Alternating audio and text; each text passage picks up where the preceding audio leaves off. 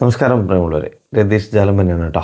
ഇന്ന് 2026 മെയ് മാസം 19 കൊല്ലവർഷം 1201 ഇടവ മാസം 5 ചൊവ്വാഴ്ചയാണ്. വെളുത്ത പക്ഷത്തിലെ തൃതീയ തിഥിയാണ് ഇന്ന് സൂര്യോദയം 6:08 സൂര്യാസ്തമയം വൈകിട്ട് 6:24 കേട്ടോ. ഇന്ന് മകീരനാളാണ്. മകീരനാൾ രാവിലെ 8:41 വരെയാണ്. അതിനുശേഷം തിരുവാതിര നാളാണ്. തിരുവാതിര നാൾ ഇന്ന് 8:41 AM തുടങ്ങിക്കഴിഞ്ഞാൽ മെയ് 20 രാവിലെ 6:11 AM വരെയാണ് കേട്ടോ. നമ്മൾ ക്ഷേത്രങ്ങളിൽ വഴിപാടുകളൊക്കെ ചെയ്യുന്നവരുണ്ടാവും അല്ലേ, ജന്മനക്ഷത്രത്തിൽ. അപ്പോൾ ഇന്ന് മകീരം തിരുവാതിരയും നാളുകാർക്ക് ഇന്ന് വഴിപാട് ചെയ്യാം കേട്ടോ. കാരണം മകീരം 6 നാഴിക ഉണ്ട്. അപ്പോൾ പിറന്നാളിനും കാര്യങ്ങളൊക്കെ കൊടുക്കാം. അതുപോലെ തന്നെ തിരുവാതിരയോ അതെ. അപ്പോൾ ചിലർക്ക് കൺഫ്യൂഷൻ ഉണ്ടാവും. ഒരു മാസത്തിൽ 2-3 നാളുകൾ ആവർത്തിക്കുന്നുണ്ട്.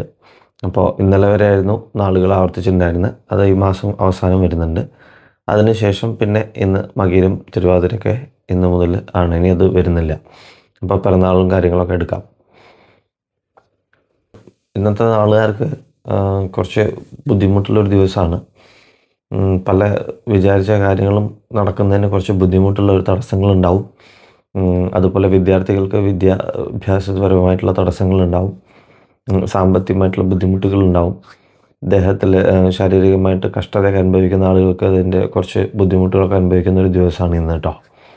അപ്പോൾ ശിവക്ഷേത്രത്തിലും വിഷ്ണു ക്ഷേത്രത്തിലും ആണ്, അതുപോലെ സുബ്രഹ്മണ്യ സ്വാമി ക്ഷേത്രത്തിലുമാണ് ഇന്ന് നിങ്ങളെ കൊണ്ട് കഴിയുന്ന വഴിപാടുകൾ ചെയ്യുക, അഭിഷേകങ്ങൾ ചെയ്യുക, ധാരകൾ ചെയ്യുക.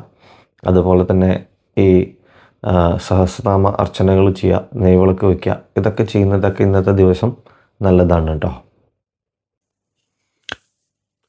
ചില ആളുകൾ എന്നോട് വന്നിട്ട് പറയാറുണ്ട്, ജീവിതത്തിൽ ഒറ്റപ്പെട്ടു കേട്ടോ.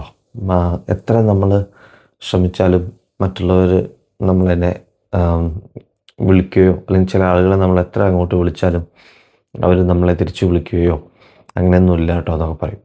അപ്പോൾ ഞാൻ അവരോട് പറയാറുണ്ട്, നമ്മളുടെ കൂടെ നടന്ന് നമ്മളുടെ മുഖത്ത് നോക്കി ചിരിച്ച് നമ്മൾ വിചാരിക്കും നമ്മളുടെ ഉയർച്ചയിലൊക്കെ അവർക്ക് നല്ല ഇഷ്ടമാണ്, അവർ നമ്മളുടെ ജീവിതത്തിൽ നമ്മുടെ ഉയർച്ച കാണാൻ ആഗ്രഹിക്കുന്നവരാണ് എന്നുള്ളത്. എന്നാൽ അതേ സമയത്ത് തന്നെ നമ്മളുടെ വീഴ്ച കാണാൻ ആഗ്രഹിക്കുകയും നമ്മളെ തകർക്കാൻ ആഗ്രഹിക്കുകയും ചെയ്യുന്ന ആളുകൾ തന്നെയാണ് അവർ. നമ്മളുടെ മുഖത്ത് നോക്കി ചിരിക്കുന്നു എന്നേ ഉള്ളൂ എന്ന് നമ്മൾ മനസ്സിലാക്കി കഴിഞ്ഞാൽ ഒറ്റപ്പെട്ട് ജീവിക്കുന്നതാണ് നല്ലത് എന്ന് ഞാൻ അവരോട് പറയാറുണ്ട്. പലരും അനുഭവങ്ങൾ പങ്കുവയ്ക്കുമ്പോൾ അങ്ങനെ നമുക്കത് അനുഭവിക്കാറുണ്ട് കേട്ടോ. ഞാൻ പറഞ്ഞത് ശരിയല്ലേ? എല്ലാവർക്കും നല്ലത് വരട്ടെ. ശുഭദിനം നേരുന്നു. നന്ദി, നമസ്കാരം.